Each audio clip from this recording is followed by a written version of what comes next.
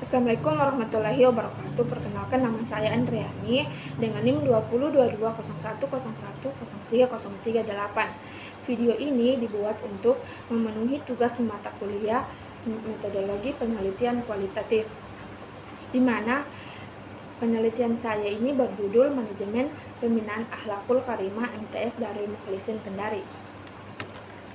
Yang pertama itu ada latar belakang, di mana latar belakang ini banyak pengaruh positif dan negatif yang beredar di kalangan masyarakat, terutama yang berkaitan dengan perkembangan moral yang apabila ditanggapi secara bijak maka bisa memberikan banyak manfaat positif bagi manusia lainnya, atau sebaliknya jika pengaruh negatif diterapkan maka akan memberikan dampak yang besar terhadap santri.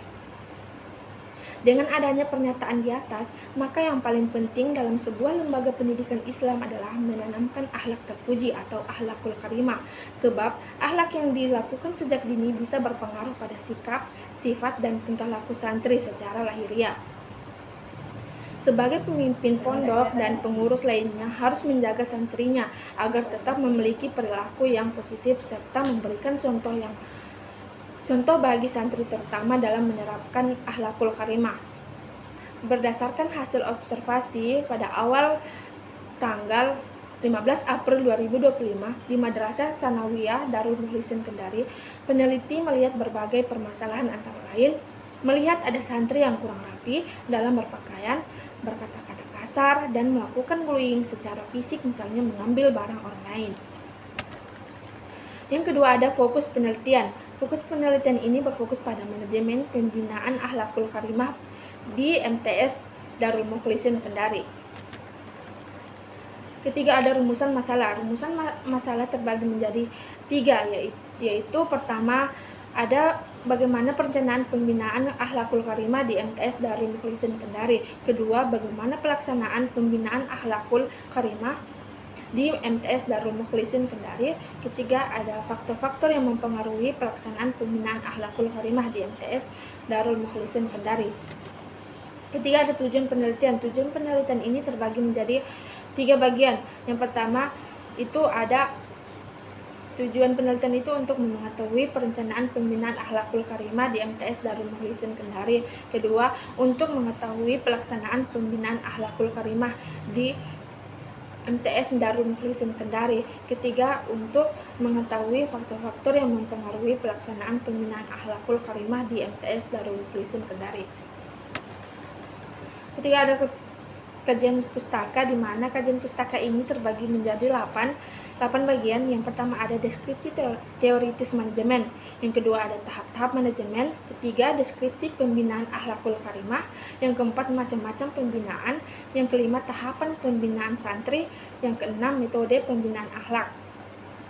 Yang ketujuh, pengertian akhlakul karimah. Dan yang kedelapan yaitu sifat akhlak terpuji atau akhlak karimah.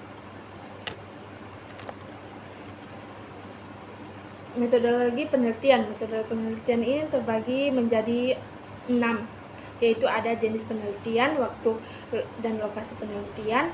Ketiga, teknik pengumpulan data. Yang keempat, pendekatan penelitian. Yang kelima, sumber data penelitian. Dan keenam, teknik analisis data. Yang pertama itu ada jenis penelitian. Dalam penelitian ini menggunakan jenis penelitian studi kasus. Yang kedua, waktu dan lokasi penelitian. Waktu penelitian ini dilakukan mulai tanggal 15 Maret sampai 26 April. Penelitian ini dilaksanakan di Pondok Pesantren Darul Mukhlisin Kendari yang bertempatan di Jalan Budi Utomo, Kelurahan Kadiah, Kecamatan Kadiah, Kota Kendari, Sulawesi Tenggara. Yang ketiga ada teknik pengumpulan data, di mana teknik pengumpulan data ini terbagi menjadi 3, yaitu observasi, wawancara, dan dokumentasi. Terus ada pendekatan penelitian. Pendekatan penelitian ini digunakan dalam penelitian ini adalah kualitatif, deskriptif, yang bertujuan memberikan pemaknaan terhadap kondisi naturalistik dengan memandang penting terhadap subjek yang telah diteliti. Terus ada sumber data penelitian. Sumber data penelitian ini menggunakan data primer dan data sekunder. Terus ada teknik analisis data. Teknik analisis data ini terbagi menjadi 4 bagian. Yang pertama ada data collection, pengumpulan data collection atau pengumpulan data. Yang kedua, reduksi data.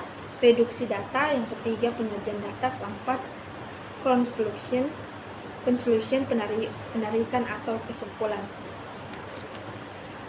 Terus ada pemeriksaan kesalahan data. Yang pertama itu ada perpanjangan pengamatan, yang kedua ada meningkatkan ketekunan, yang ketiga ada triangulasi. Sekian dari saya ucapkan wassalamualaikum warahmatullahi wabarakatuh.